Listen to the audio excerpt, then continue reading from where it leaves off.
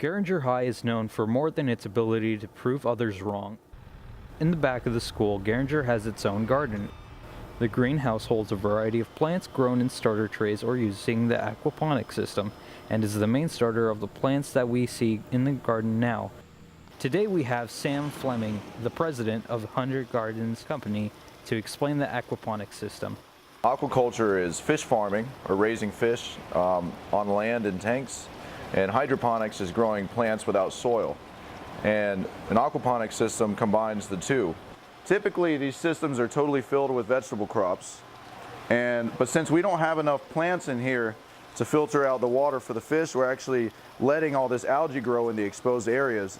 And since algae is a type of plant, it's actually absorbing the nutrients of the fish and helping us filter out the water in the absence of vegetables.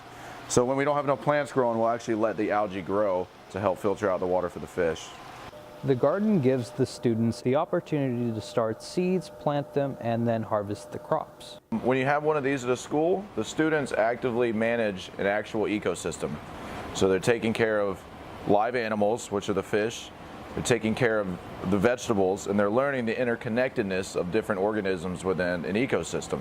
It's safe to say that aquaponic is probably the largest training sector of gardening. They feed the fish, check the water quality parameters like water temperature, and they also help with harvest, so it's sort of endless in the ways you can interact with it.